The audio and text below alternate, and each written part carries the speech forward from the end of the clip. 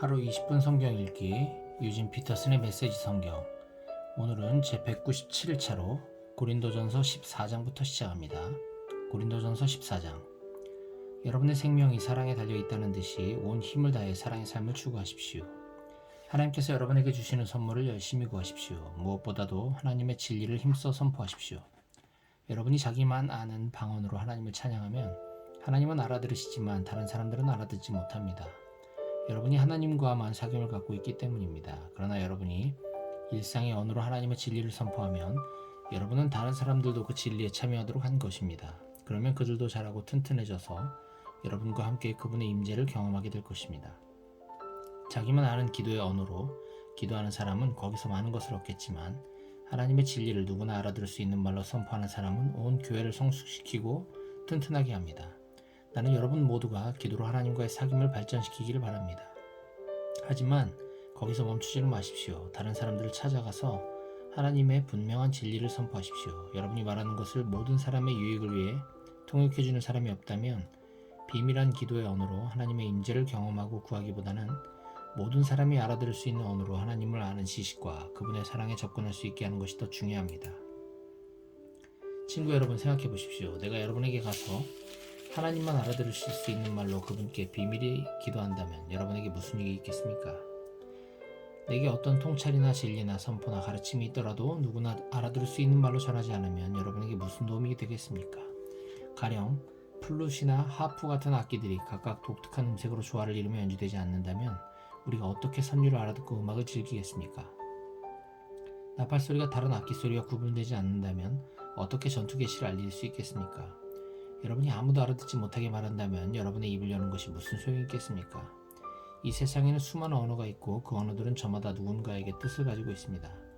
그러나 내가 그 언어를 알아듣지 못한다면 그 언어는 내게 유익한 것이 아닙니다. 여러분의 경우도 다르지 않습니다. 여러분은 하나님이 하시는 일에는 열심히 참여하려고 하면서 어찌하여 교회 안의 모든 이들에게 도움이 되는 일에는 주의를 기울이지 않는 것입니까? 자기만 아는 기도의 언어로 기도할 때는 그 경험을 혼자서만 간직하지 마십시오. 다른 사람들을 그러한 사귐으로 이끄는 안목과 능력을 구하십시오. 내가 방언으로 기도하면 내 영은 기도하겠지만 내 이성은 할 일 없이 놀 것이고 지성도 그만큼 약화될 것입니다. 그러면 무엇이 해결책이겠습니까? 답은 너무나 간단합니다. 둘 다 하십시오. 나라면 영적으로 자유롭고 풍성하게 기도하면서 동시에 신중하고 주의 깊게 기도하겠습니다. 영으로도 찬양하고 지성으로도 찬양하겠습니다. 여러분이 아무도 알아듣지 못하는 기도의 언어로 축복한다면 교회에 갓 들어와 무슨 일인지 알지 못하는 사람은 언제나 아멘 해야 할지 모를 것입니다. 여러분의 축복 기도는 더할 나위 없이 훌륭하겠지만 여러분은 그 사람을 아주 무시하는 것이나 다름없습니다. 나는 우리에게 방언 기도라는 선물을 주셔서 그분을 찬양하게 하신 하나님께 감사를 드립니다. 그로 인해 우리는 그분과 놀라운 사귐을 갖게 되었습니다. 나는 여러분 가운데 누구보다도 방언 기도를 많이 합니다. 그러나 다른 사람들이 예배하러 모인 교회 안에 있을 때는 다른 사람들에게 횡설수설로 들릴 1만 마디 말을 하는 것보다 누구나 알아듣고 배울 수 있는 5마디 말을 하고 싶습니다. 아주 솔직히 말씀드리면 나는 여러분이 어린아이처럼 생각하는 것에 화가 납니다. 얼마나 더 있어야 여러분이 자라서 어른스럽게 생각하겠습니까? 어린아이처럼 악에 대해서는 잘 몰라도 괜찮습니다. 그런 경우에는 그저 안 돼 하고 말할 줄 알면 됩니다. 그러나 무언가에 대해 이해하고 말하려면 그 이상의 것이 필요합니다. 성숙하고 잘 훈련된 지성만이 여러분이 속임수에 빠지지 않도록 지켜줄 수 있습니다. 하나님께서 성경에 이렇게 말씀하셨습니다. 내가 낯선 방언과 낯선 사람의 입술로 이 백성에게 전해도 그들은 귀 기울여 듣지도 않고 믿지도 않을 것이다. 그러니 아무도 알아듣지 못하는 방언으로 말하는 것이 무슨 소용이 있겠습니까? 그것은 믿는 사람들에게 도움이 되지 않고 믿지 않는 사람들에게는 구경거리를 제공하여 그저 멍하니 바라보게 할 뿐입니다. 그러나 알아듣기 쉬운 말로 진리를 말하면 믿는 이들의 마음에 곧바로 다가갈 뿐 아니라 믿지 않는 이들에게도 거슬리지 않습니다. 여러분이 교회에 모여있고 믿지 않는 사람들도 들어와 있는데 때마침 여러분이 알아들을 수 없는 방언으로 기도하고 있다면 그들이 듣다가 여러분이 미쳤다고 생각하고 서둘러 거기서 빠져나가지 않겠습니까? 그러나 믿지 않는 사람들 몇 명이 우연히 교회에 들어왔는데 여러분이 하나님의 진리를 알아듣기 쉽게 명확히 말하고 있다면 그들이 여러분의 말을 듣다가 진리를 접하고 자기 마음을 살피게 될 것입니다. 어느새 그들은 하나님 앞에 엎드려 하나님께서 여러분 가운데 계심을 인정하게 될 것입니다. 나는 여러분이 이렇게 하면 좋겠습니다. 예배하러 모일 때는 각자가 전체를 유익하게 할 만한 것을 준비하십시오. 찬송을 부르거나 가르치거나 이야기를 해주거나 기도를 인도하거나 영적으로 깨달은 것을 나누십시오. 방언으로 기도할 때는 두세 사람까지만 하되 그것도 여러분의 말을 통역할 사람이 있을 때에만 하십시오. 통역할 사람이 없거든 하나님과 여러분 사이에서만 하십시오. 모임에서는 두세 사람 정도만 말하고 나머지는 귀 기울여 듣고 마음에 새기십시오. 한 사람이 독차지하지 말고 차례를 지켜 말하십시오. 그리고 말하는 사람은 각자 기회를 얻어 하나님으로부터 받은 특별한 것을 말하십시오. 그러면 여러분 모두가 서로에게서 배우게 될 것입니다. 말하기로 한 사람은 말하는 방식과 시간까지 책임지십시오. 우리가 바르게 예배하면 하나님은 우리를 무질서에 빠뜨리지 않으십니다. 하나님은 우리를 조화로 이끄십니다. 이것은 모든 교회에 예외 없이 해당하는 사항입니다.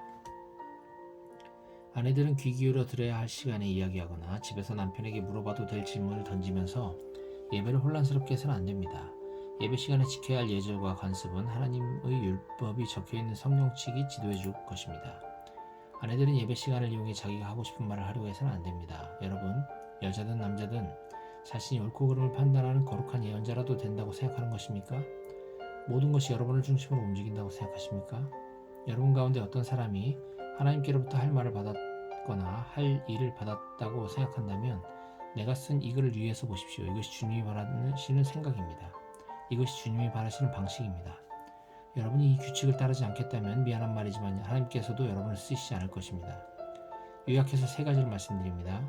하나님의 진리를 전할 때는 진심으로 하십시오. 여러분이 알아듣지 못하는 방언으로 사람들이 기도한다고 해서 그들에게 가타부타 말하지 마십시오. 무슨 일을 하든지 예의 바르고 사려 깊게 하십시오. 고린도전서 15장. 친구 여러분, 여러분과 함께 마지막으로 메시지를 점검해 보겠습니다. 이 메시지는 내가 선포하고 여러분이 자기 것으로 삼은 것입니다. 여러분이 이 메시지 위에 서 있고 이 메시지로 인해 여러분의 삶은 구원을 받았습니다. 나는 여러분의 믿음이 일시적인 것이 아니라 진실한 것이며 여러분이 영원토록 이 믿음 안에 있으면서 이 믿음을 굳게 붙잡으리라고 생각합니다. 내가 가장 먼저 한 일은 내 앞에 아주 강력하게 제시된 다음 사실을 여러분 앞에 제시하는 것이었습니다. 성경에 기록된 대로 메시아께서 우리 죄를 위해 죽으시고 무덤에 묻히시고 사흘째 되는 날에 다시 살아나셔서 베드로에게 생생히 나타나시고 가장 가까운 제자들에게 나타나셨습니다. 그 후에 그분께서는 한 번에 500명이 넘는 제자들에게 나타나셨는데 그들 가운데 몇 사람은 세상을 떠났지만 대부분은 지금도 우리 곁에 살아있습니다. 또한 그분께서 자기를 대변하도록 세우신 야고보와 나머지 사도들에게 나타나셨습니다. 그러고는 마지막으로 나에게도 생생히 나타나셨습니다. 내가 맨 나중에 된 것은 합당한 일이었습니다. 여러분도 알다시피 나는 사도들의 반열에 포함될 자격이 없는 사람입니다. 내가 하나님의 교회를 없애버리는 일에 혈안이 되어 젊은 시절 대부분을 허비했기 때문입니다. 그러나 하나님께서는 너무나 은혜로우시고 한없이 너그러우셨습니다. 그래서 오늘의 내가 있게 된 것입니다. 나는 그분의 은혜를 헛되게 하지 않을 것입니다. 내가 다른 어느 누구보다 더 많은 일을 하려고 애쓰지 않았습니다. 알았습니까? 그렇다고 해도 내가 한 일은 그리 대단한 것이 아니었습니다. 하나님께서 내게 할 일을 주시고 감당할 힘도 주셨기에 내가 할 수 있었던 것입니다. 그러므로 여러분이 내게서 메시지를 들었든 다른 사람들에게서 들었든 간에 그것은 같은 메시지입니다. 나나 그들이나 하나님의 진리를 전했고 여러분은 여러분의 삶을 맡겼습니다. 이제 나는 여러분에게 의미심장하면서도 어려운 질문을 던지려고 합니다. 여러분은 우리가 선포한 사실, 그리스도께서 죽은 자들 가운데서 다시 살아나셨다는 사실을 믿어서 신자가 된 것인데 사람들이 부활 같은 것은 없다고 말하도록 내버려 두다니 어찌된 일입니까? 부활이 없다면 그리스도께서 살아나는 일도 없었을 것입니다. 그리스도의 부활이 없다면 우리가 여러분에게 전한 모든 것은 교묘한 속임수가 되고 여러분이 목숨을 걸고 붙잡은 모든 것도 교묘한 속임수가 되고 말 것입니다. 뿐만 아니라 부활이 없다면 우리는 하나님에 대해 뻔뻔한 거짓말을 늘어놓는 죄를 범한 셈이 되고 하나님께서 그리스도를 다시 살리셨다고 증언한 우리의 진술도 순전히 거짓말이 되고 말 것입니다. 죽은 자들이 다시 살아나는 일이 없다면 그리스도께서 다시 살아나는 일도 없었을 것입니다. 그분은 실제로 죽으셨기 때문입니다. 그리고 그리스도께서 다시 살아나지 않으셨다면 여러분은 지금도 예전처럼 어둠 속에서 길을 잃고 헤매고 있을 것입니다. 그것은 그리스도와 부활을 신뢰하며 죽은 이들에게 훨씬 불행한 일이 되었을 것입니다. 그들은 이미 무덤 속에 누워있으니 말입니다. 우리가 그리스도에게서 얻은 것이 이 땅에서 잠시 사는 동안 누리는 작은 감동이 전부라면 우리야말로 정말 가엾은 사람일 것입니다. 그러나 진실은 이렇습니다. 그리스도께서 다시 살아나셔서 장차 무덤을 떠날 수많은 사람들의 첫 유산이 되신 것입니다. 이것과 관련해 적절한 예를 들어보겠습니다. 처음에 죽음이 한 사람을 통해서 왔고 부활도 한 사람을 통해서 왔습니다. 아담 안에서 모든 사람이 죽은 것과 같이 그리스도 안에서 모든 사람이 살아납니다. 그러나 우리는 순서를 기다려야 합니다. 그리스도가 먼저이고 그 다음은 그리스도께서 다시 오시는 때에 그분과 함께하는 사람들입니다. 그리스도께서 다시 오시는 때는 장중한 완성의 때일 텐데 그때가 되면 그리스도께서 반대 세력을 부서뜨리고 그의 나라를 하나님 아버지께 넘겨드릴 것입니다. 그분께서는 마지막 원수가 쓰러질 때까지 멈추지 않으실 것입니다. 그 마지막 원수는 다름 아닌 죽음입니다. 시편 기자는 하나님께서 그들 모두를 낮추시고 하나님께서 그들 모두를 짓밟으셨다고 말했습니다. 하나님께서 그들 모두를 짓밟으셨다고 말할 때 모든 것을 짓밟으신 분께서 동시에 짓밟힐 수 없다는 것은 자명한 이치입니다. 하나님께서 마침내 만물과 모든 이들을 다스리실 때 그 아들도 모든 이들의 자리로 내려가 그들과 함께 서서 하나님의 통치가 미치지 않는 곳이 없음을 증명해 보이실 것입니다. 완벽한 결말이 아닐 수 없습니다. 사람들이 죽은 자들을 위해 세례를 받는 이유가 무엇이라고 생각합니까? 죽은 자들의 부활이 없고 하나님의 능력이 무덤 입구에서 그치고 만다면 그분께서 무덤을 깨끗이 정리하시고 모든 이들을 끌어올려 일어서게 하실 것을 암시하는 행위를 우리가 무엇 때문에 계속한다는 말입니까? 내가 이토록 위험한 일에 목숨을 거는 이유가 무엇이겠습니까? 나는 살면서 하루도 빠짐없이 죽음과 직면합니다. 여러분은 내가 부활하신 메시아 예수께서 보증해 주신 여러분의 부활과 나의 부활에 대한 확신도 없이 일을 하고 있다고 생각합니까? 여러분은 내가 에베소에서 나의 최후가 되지 않기를 바라면서 사나운 짐승들과 싸울 때 그것이 단지 옹처럼 행동하려 한 것에 불과하다고 생각합니까? 결코 그렇지 않습니다. 내가 행하고 말하는 것, 내가 사는 방식을 뒷받침하는 것은 부활, 언제나 부활입니다. 부활이 없다면 우리는 내일이면 죽을 테니 먹고 마시자고 할 것입니다. 그리고 그것이 전부일 것입니다. 그러나 속지 마십시오. 부활을 반대하는 잡담에 물들지 마십시오. 나쁜 친구가 좋은 행실을 망칩니다. 똑바로 생각하십시오. 깨어나 거룩한 삶을 사십시오. 더 이상 부활의 사실에 대해 오락가락하지 마십시오. 지금 같은 시대에 하나님을 알지 못하는 것은 여러분이 부릴 사치가 아닙니다. 이러한 일을 오래도록 방치하다니 여러분은 창피하지도 않습니까? 어떤 회의론자는 꼭 이런 질문을 던집니다. 부활이 어떻게 일어나는지 보여주시오. 도표로 보여주고 그림으로 보여주시오. 도대체 부활한 몸은 어떻게 생겼습니까? 자세히 살펴보면 이 질문이 얼마나 어리석은 것인지 알 수 있습니다. 이런 일은 도표로 나타낼 수 없습니다. 우리는 이와 유사한 경험을 정원일에서 찾아볼 수 있습니다. 죽은 것 같은 씨를 심었는데 이내 식물이 무성하게 자랍니다. 눈으로 볼 때 씨앗과 식물은 비슷한 점이 없습니다. 여러분은 토마토 씨를 보고 토마토가 어떻게 생겼을지 헤아릴 수 없습니다. 우리가 흙 속에 심은 것과 거기서 움튼 것은 똑같아 보이지 않습니다. 우리가 땅에 묻는 죽은 몸과 그 몸에서 비롯되는 부활한 몸도 전혀 다른 모습일 것입니다. 몸의 종류도 놀랄 만큼 다양하다는 것에 주목해 보십시오. 씨앗의 종류가 여러 가지듯이 몸의 종류도 여러 가지입니다. 사람의 몸도 있고 동물의 몸도 있고 새의 몸도 있고 물고기의 몸도 있습니다. 저마다 독특한 형태의 몸을 가지고 있습니다. 땅에 있는 다양한 몸뿐만 아니라 하늘에 있는 해와 달과 별들과 같은 다양한 천체들도 그 아름다움과 밝기가 각기 다르고 다양합니다. 그것을 보는 것만으로도 부활의 영광이 얼마나 다양한지를 어렴풋하게나마 알 수 있습니다. 우리는 부활 이전의 씨를 보고 있을 따름입니다. 그러니 부활이라는 식물이 어떤 모습일지 누가 상상할 수 있겠습니까? 죽은 것 같은 씨를 심었는데 살아있는 식물을 거둡니다. 이 이미지는 기껏해야 밑그림 정도에 불과하지만 부활한 몸의 비밀에 접근하는 데 도움이 될 것입니다. 다만 다시 살아나면 영원히 살아나 영원히 살게 된다는 것을 마음에 새겨야 합니다. 죽어서 묻힌 몸은 아름답지 않지만 다시 살아난 몸은 영광스럽습니다. 약한 것을 심었는데 강한 것이 싹틉니다. 뿌린 씨는 자연의 것인데 거기서 자란 것은 자연 너머의 것입니다. 씨도 같은 씨이고 몸도 같은 몸이지만 그것이 육체로 죽어 묻힐 때와 영원한 영의 생명으로 다시 살아날 때 그 차이는 실로 엄청납니다.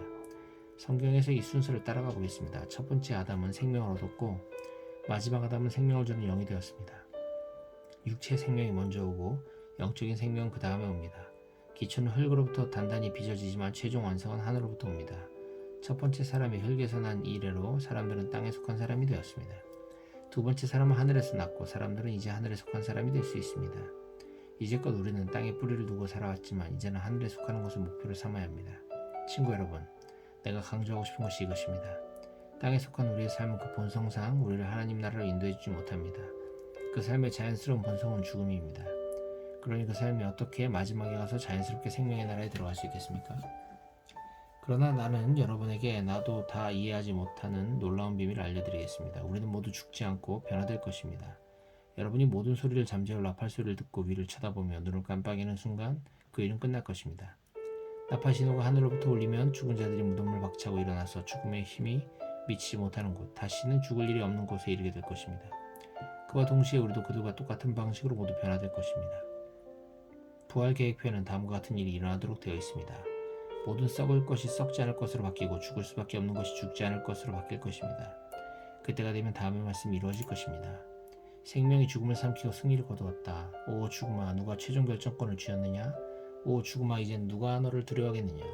죄가 죽음을 두려운 존재로 만들었고 율법의 죄책이 죄에게 권세와 파괴력을 주었습니다. 그러나 생명의 신분의 단 한 번의 승리로 그 세 가지 죄와 죄책과 죽음가 모두 사라지게 되었습니다. 이 모두가 우리 주 예수 그리스도의 선물입니다. 그러니 하나님께 감사드리십시오. 사랑하는 친구 여러분, 우리를 위해 이루어진 이 모든 일을 기억하고 굳게 서서 흔들리지 마십시오. 주저하지 마십시오. 여러분이 주님을 위해 하는 일이 시간 낭비나 헛수고가 아님을 확신하여 주님의 일에 매진하십시오. 고린도전서 16장. 여러분이 가난한 그리스도인들을 위해 모으고 있는 구제헌금과 관련해서 나는 갈라디아에 있는 여러 교회에 내린 것과 똑같은 지시를 여러분에게도 내립니다.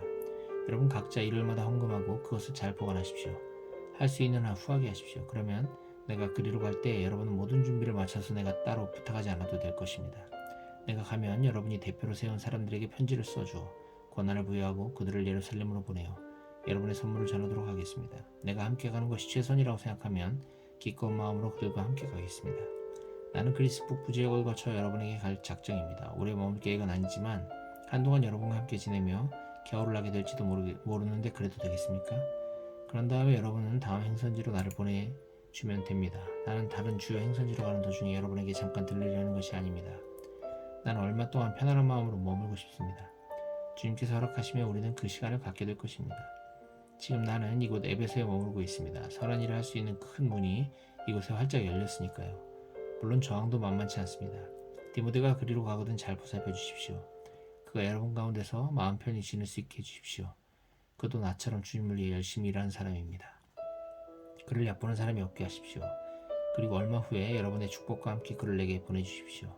내가 그를 기다리고 있다고 전해주십시오. 그와 함께하던 벗들도 그를 기다리고 있습니다. 우리의 벗 아볼로에 관하여 말씀드리면 나는 그가 여러분을 방문할 수 있게 하려고 최선을 다했습니다.